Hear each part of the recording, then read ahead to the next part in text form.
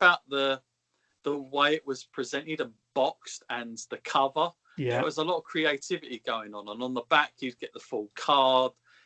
Whereas later in time, it was just very generic. You know, it'd be the logo, not too much on the front.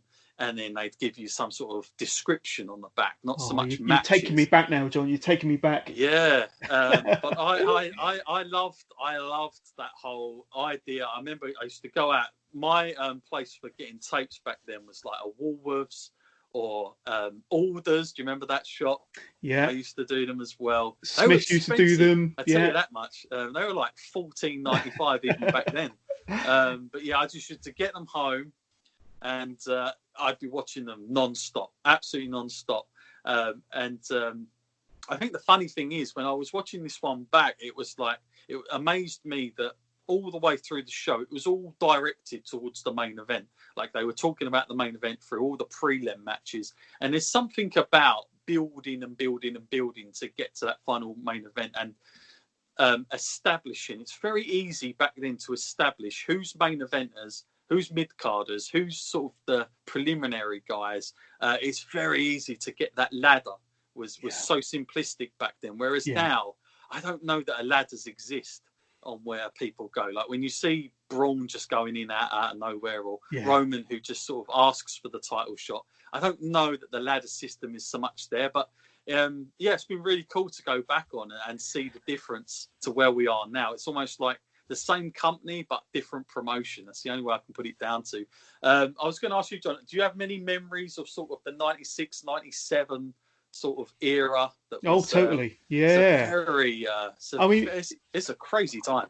I loved the In Your House concepts, to be honest with you, because it was kind of the very start of WWE or WWF back then doing their monthly pay-per-view things. Obviously, they had their Big Four or Big Five, if you included King of the Ring, but then they started around 95, 96, adding these In Your Houses, and it kind of gave you. I think they were only 2 hours in length, so they were shorter. They were cheaper to purchase if you were getting them on pay-per-view. And they'd be shorter match cards who probably only have about 4 or 5 matches, but it would be another opportunity for them to blow off storylines and give you these matches. And some of the In Your House matches, I mean, you go back to In Your House 1, you had I believe, if I remember rightly, Hakushi versus Bret Hart on In Your House 1. I think the main event was, was it Shawn Michaels versus Diesel or something like that? I can't remember. Or British Bulldog versus Diesel. I think it's the same 2 main events on the first 2, I believe. So I think that's the same. Yeah, and I think on the first one you had Shane Douglas playing Dean Douglas, and he kind of gained and lost the Intercontinental Championship all within the space of 5 minutes. But other classic In Your House matches, and if any of your listeners are not really sure of what we're on about, you're obviously familiar with all the big pay-per-views, but go back and check out these In Your Houses, because they were just nuggets of gold, really. You had, do you remember In Your House Mind Games and Shawn Michaels versus Mankind? And that was one of the matches that really kind of got Mick Foley over. Before he had that Hell in a Cell match with The Undertaker, obviously he'd already had his feud with Taker, but Michaels wanted to work with somebody like Mick Foley that could take the punishment, take the bumps, that could work. And back then, Mick Foley was a hell of a worker. He was still relatively, not as banged up as he was towards the end of his career. And but no, I mean, it was a brilliant series of kind of mini pay-per-views, really. And then I think my favourite of all time was In Your House Canadian Stampede. Yes, and that's legendary. We're going to cover that. That was amazing. We're going to do that match. That 5-on-5 was... And the crowd were like super hot. The hard camera was rocking from side to side because they were so loud in that arena that the place was shaking. And the hard camera was moving because of the noise that was being generated from the fans. And the Hart family, the Hart Foundation was heels everywhere apart from in Canada. But in Canada they were like gods. And then of course the baby faces going into the match. I think you had Goldust, Ken Shamrock. I don't know if the Undertaker was against Vader in that one. I don't know if it was the Road Warriors were with them that night. But it was a hell of a lineup on the babyface side. But they were booed, and then I think Steve Austin got escorted out in handcuffs at the end. Right. Hell of a show from top to bottom. I think you had Mankind versus Triple H in that show.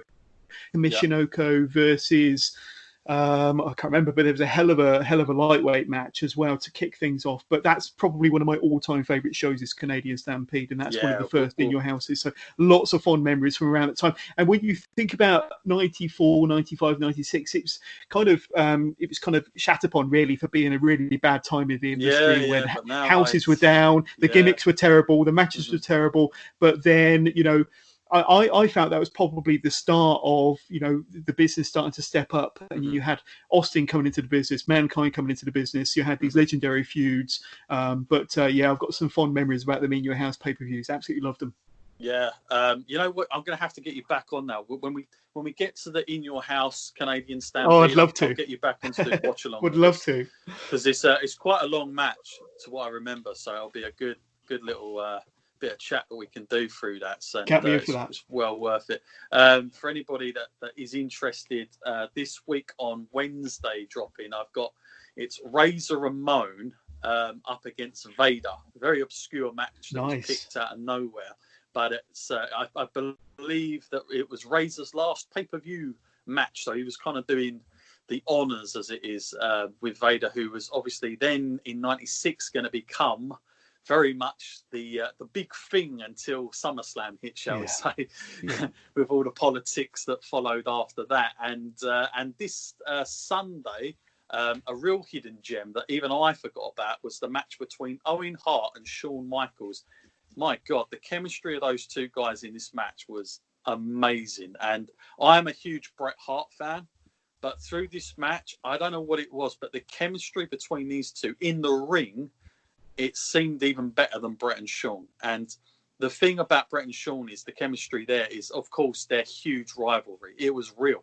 So it sold itself, and that's what made that feud so magical. But I'm telling you, bell to bell, Owen Hart and Shawn Michaels, it was like who can go the fastest, who can outdo each other. It was a really good match that we're going to get to on Sunday. But yeah, I mean, you're more than welcome to come back and do Canadian Stampede. I think that'll be a good one for us to cover. No, that'd be great. Looking forward to it already.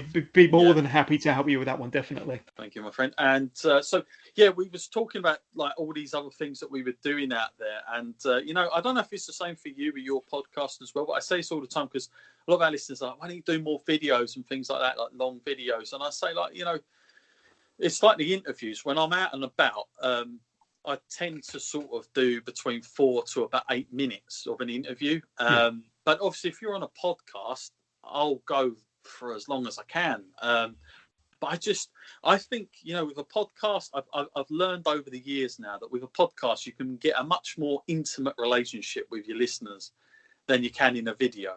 And I just think it's people's viewing habits. I think they're totally different. I think, and the way we consume it is different.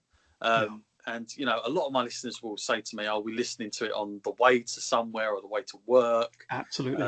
And you can pause and stop it and whatnot.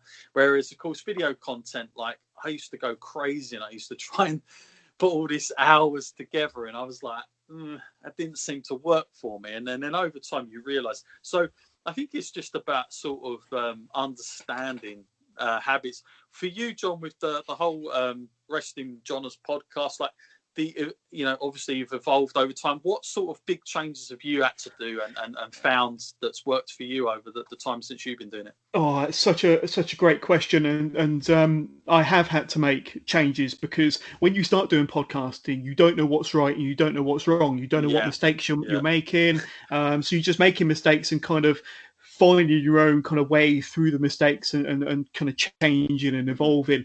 More recently, what I've done is because some podcasts, they do kind of go on, you might get an hours long podcast. It could go for an hour and a half. Dare I say it, maybe slightly longer than that. But when you want to kind of transfer some of that content onto YouTube, nobody wants to sit down and watch or listen to an hour's podcast on YouTube or anything more than, half an hour, maybe 20 minutes max. So what I've started to do is my podcast episodes are normally recorded in segments, so we might cover NXT for 20 minutes, AEW for 20 minutes, listeners' questions for 20 minutes, and something else. And you might have 4 or 5 different segments. You might have an hour and 15 minutes worth of content. So as a podcast, it's absolutely fine because, like I say, going to work, traveling back from work, going somewhere. Not that we can do that as freely nowadays, but you can pause it and come back to it on different journeys.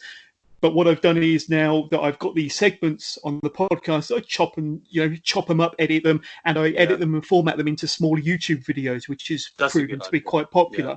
So, an hour's podcast could be chopped up into 4 or 5 different segments that are more digestible on YouTube.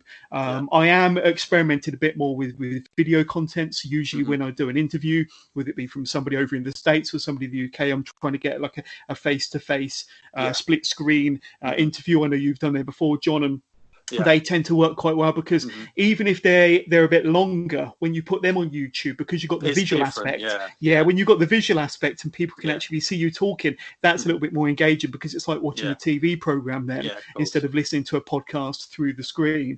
So there's lots of things that I've had to kind of change and experiment with. And as we spoke off air before we started recording, I'm really looking into kind of the element of maybe doing some live broadcasts, some live podcasts, and so that when we do interviews with guests or just have regular episodes of the Wrestling with John's podcast and we have a guest, then we could broadcast them live, but then it's recorded and then we can put it out as a separate video. So possibly live podcasting is where I'm looking to go next. I know a lot of people do it very, very successfully, especially with their YouTube channels. So it's very, very interesting. But I think something we've probably spoken about over time. I think with podcasting, less is more sometimes. And if you can have a shorter episode, those are the episodes that people are going to be more drawn to listening to. So I'd say 45 minutes to an hour is probably, people's limit nowadays. But otherwise, chop it up and release them separately. However, in this day and age, I think you can get away with more, to be honest with you. True. People have got more free time. That's right. Yeah, not everyone is trying to find something. It's been odd to look at the statistics after all this, and I'm thinking this can only be because of what is happening. The reason these are happening now, like some of the interesting figures that I get back, but I'm pretty sure if we were in the normal circumstances, it would not be the same, and the habits would change back to the way they were. So I think it's one of those things because, again, I listen to sort of everybody's podcast. I don't, and I'm not one of these people either. Like I had it's a weird story, but I had a guest on once. I won't throw out his name, but I had a guest on once, and he had his own podcast, but he was so sort of defensive about sort of praising another podcast because he thought all his listeners were going to go and listen to it straight. And I said to him, I was like, well, the thing is, if you listen to podcasts, the likelihood is you listen to more than one. It's just how it is. I certainly do. And I said, like, the thing is, if it's in wrestling anyway, there's loads of wrestling stuff out there. You just got to try and find something a little bit more unique about yourself. But I said, in general, people will just listen to everything anyway. They're not going to just stick to one brand. I find that very obscure if somebody just thought, no, I'm only listening to one podcast and that is it. That's my fix. And, if you've got that, all credit to you. But he was so worried when he came on my show. He was like, because I said to he was going to have me on his, and then he said, are you going to plug yours? And I said, well, obviously you might introduce me from where I'm from. He's like, no, I just want to say you're a fan. I said, well, I don't see how this is going to work then by you coming on mine and I'm plugging yours. I said, I don't mind. I do listen to you. I do like it. And I don't care if my viewers go over it. It just doesn't affect me. But it's funny how defensive some people can get. And I think when you're that precious over... when you're that precious about your podcast that you don't want to promote anybody else's, then you're already kind of got that defeatist mindset where you're not really prepared to. I don't know. I think we're all part of a community. We call ourselves the wrestling community, the podcast community. We help each other out. I mean, on Twitter, I'm always retweeting and sharing other people's stuff. They might do the same for me. They might not, but it's showing that you're prepared to help because you got put yourself in the kind of shoes of the other podcaster, and you want promotion, they want promotion. Let's all help each other out, and let's all progress. Let's all improve, and let's all up our audience by helping each other out. If you're kind of very not inclusive but exclusive, I suppose, you're really only going to help yourself, and without the help and the promotion of all the other podcasters